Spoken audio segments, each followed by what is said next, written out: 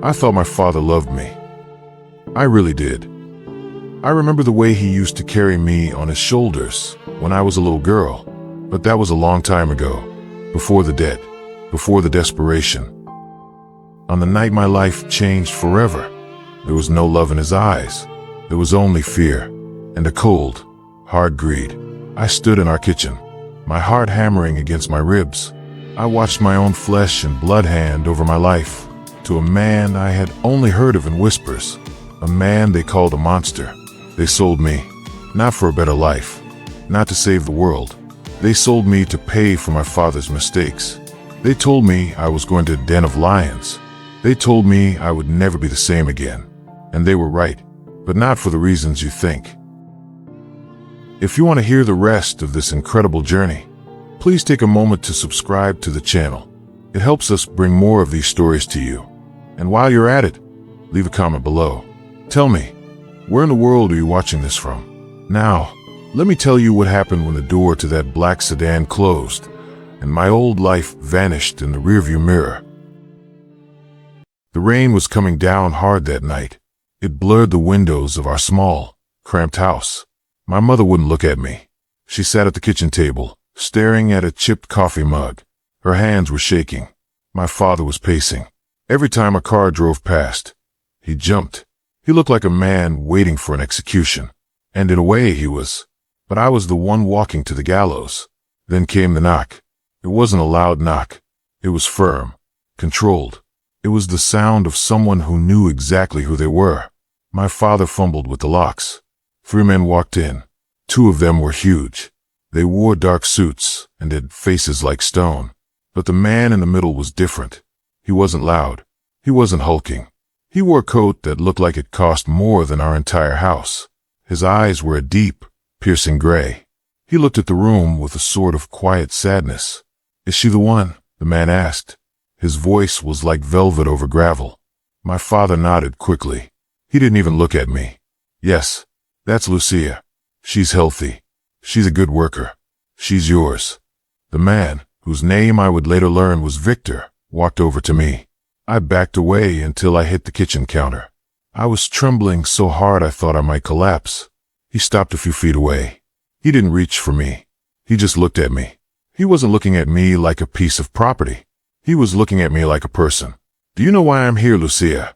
he asked. I couldn't speak. I just shook my head. "Your father owes a lot of people a lot of money," Victor said softly. "He made a deal. To clear his name, he gave me you." I looked at my father. He still wouldn't meet my eyes. My own father had traded me like a used car. The betrayal felt like a physical weight in my chest. It felt like I couldn't breathe. "Pack a bag," Victor said. "Just the things you need. We leave in 5 minutes." I stumbled to my room. My legs felt like lead. I grabbed an old backpack. I threw in a few shirts, a pair of jeans, and a photograph of my grandmother. She was the only one who had ever truly been kind to me. She was gone now. I wished she were here. I wished she could save me. But the house was silent, except for the sound of my father counting the money Victor's men had left on the table. He was already counting his profit before I was even out the door. When I came back out, Victor was waiting. He held the door open for me. It was a small gesture, a polite gesture, but it felt strange coming from a man who had just bought a human being. We walked out into the rain. The car was idling at the curb. It was long and black and looked like a shark in the dark water. One of the large men opened the back door. I got in. Victor sat next to me. We drove for a long time. I didn't ask where we were going. I didn't think it mattered. In my mind, I was already dead. I had seen the movies. I knew what happened to girls who were sold to men like this. I expected a dark basement. I expected chains. I expected a life of pain and misery. I closed my eyes and prayed for it to be over quickly. Eventually, the car slowed down. I heard large gates creaking open. We drove up a long, winding driveway. When the car stopped, I looked out the window. It wasn't a dungeon. It was a palace.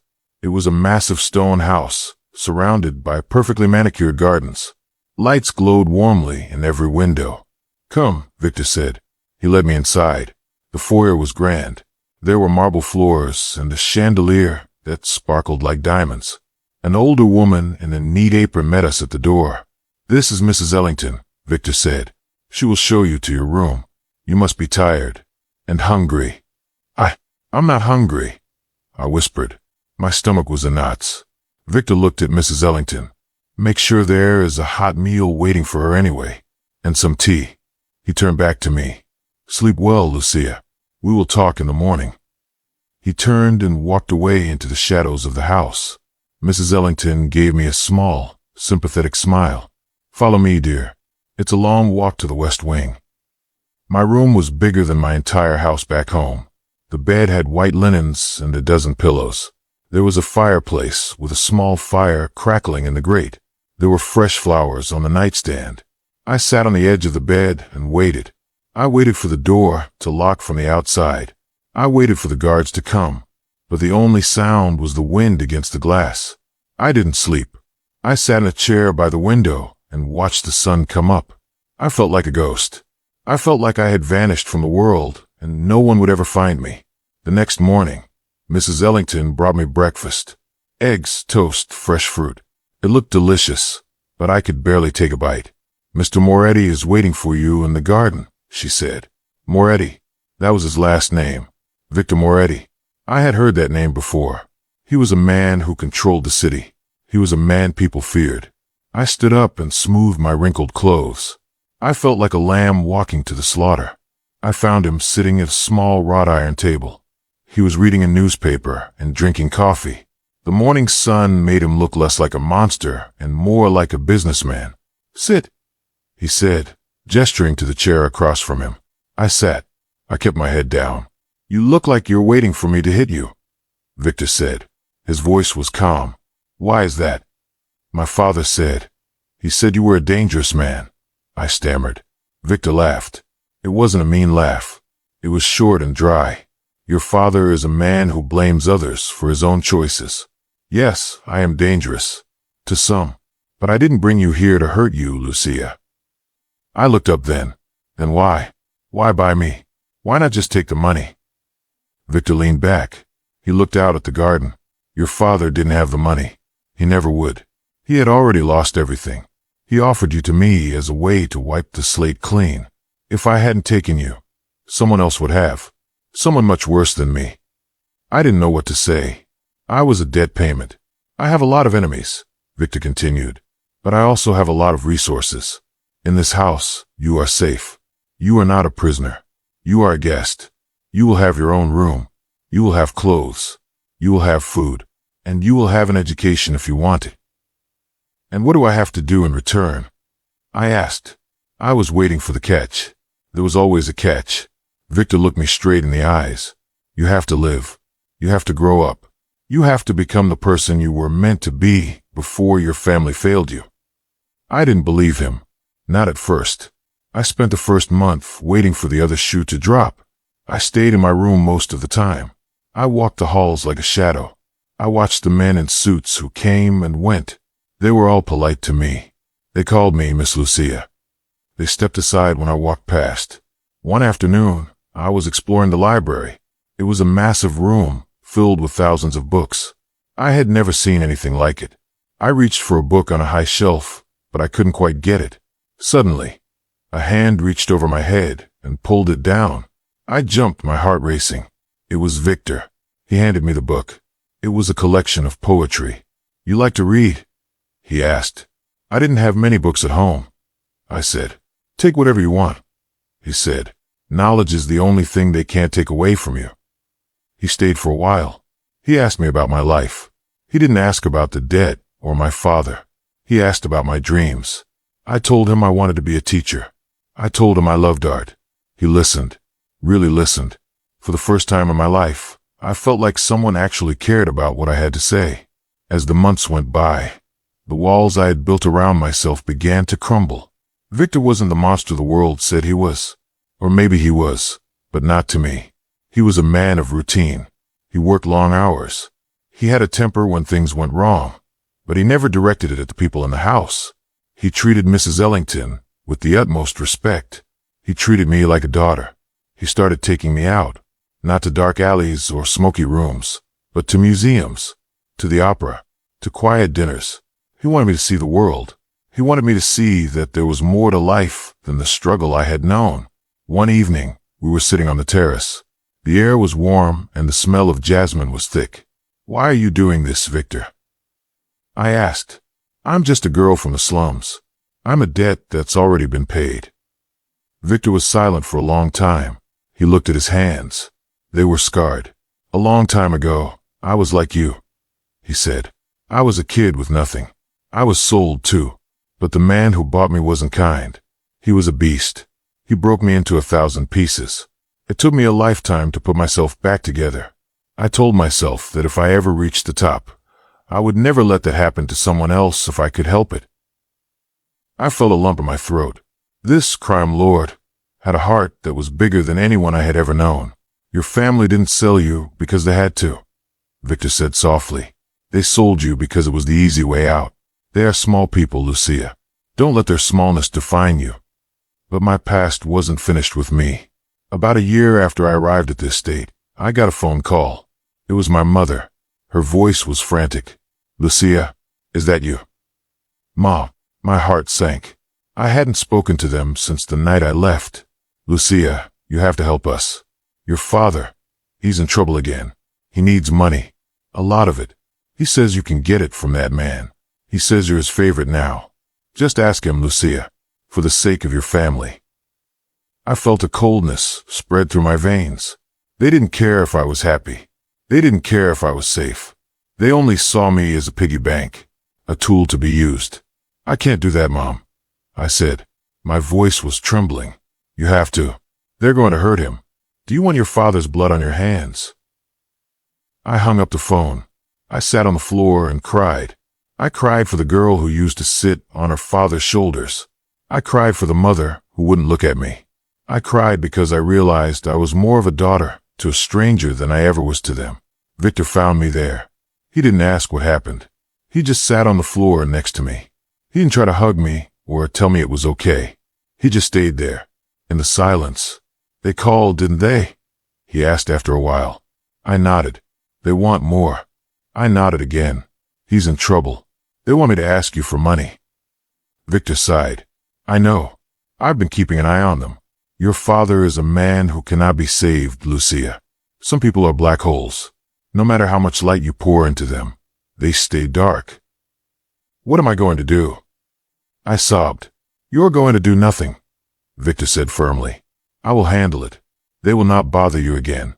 I promise." A week later, Victor called me into his office. He looked tired. There were papers spread across his desk. "Your father's debts have been settled," he said. "Permanently. He is no longer in danger. But there is a condition." "What condition?" "He and your mother have been given enough money to move away, to start over. But they had to sign a contract. They are never to contact you again. They are never to step foot in this city. If they do, they lose everything." I looked at Victor. He had bought my freedom twice. Once from them, and once for myself. "You didn't have to do that," I said. "I wanted to," he replied. "You deserve a life without looking over your shoulder." Years passed. I went to university. I studied art history. I traveled. I grew into a woman who was confident and strong. And through it all, Victor was there. He was my mentor. He was my protector. He was the father I should have had. He never asked for anything in return. He never made me feel like I owed him. He just watched me grow with a quiet pride in his eyes. I remember the day I graduated. Victor was in the front row. He was wearing a suit and looking as sharp as ever. When I walked across the stage, he was the first one to stand up.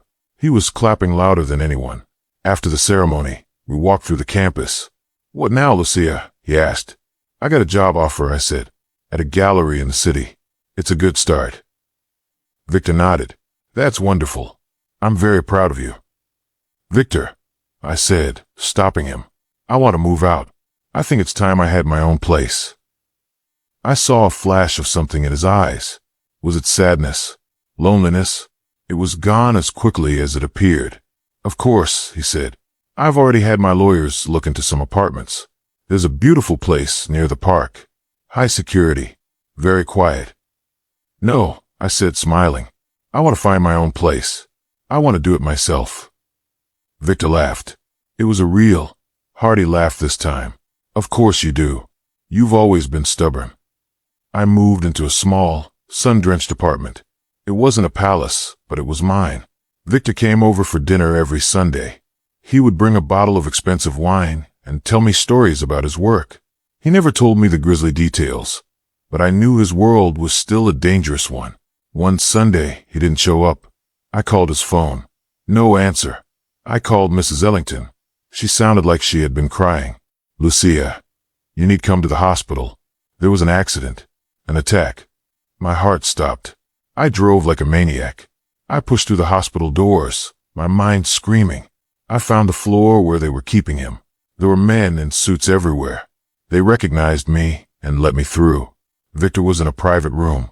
He looked so small in the hospital bed. There were tubes and wires everywhere. His face was pale. I sat by his bed and took his hand. It was the first time I had ever touched him like that. His hand was cold. "Victor," I whispered, "please, you can't leave me." His eyes fluttered open. He looked at me, and a tiny smile touched his lips. "Lucia," he rasped, "you're late for dinner." "I'm so sorry," I cried. "I'm so sorry this happened." "Don't be," he said. "It's the life I chose. But I'm glad. I'm glad I got to see you one last time." "Don't talk like that. You're going to be fine." He shook his head slowly. "I'm tired, Lucia. I've been tired for a long time." He squeezed my hand. It was a weak squeeze, but I felt it. "I left everything to you. The house, the money, all of it." "I don't want the money, Victor. I just want you." "Use it," he said. "Use it to do good. Use it to help people like us. Promise me." "I promise," I said, the tears blurring my vision. Victor closed his eyes. His breathing slowed. "You were the best thing I ever bought," he whispered. He passed away that night. The world saw a crime lord. They saw a man who had built an empire on blood and fear. They saw a monster who deserved his end. I saw the man who saved me. I saw the man who taught me what it meant to be kind. I saw the man who gave me a life I never thought I could have. My family sold me for a handful of cash. They thought they were throwing me away. They thought they were sending me to my doom. But instead, they sent me to the only person who ever truly loved me. I stayed in the city. I used the money Victor left me to start a foundation.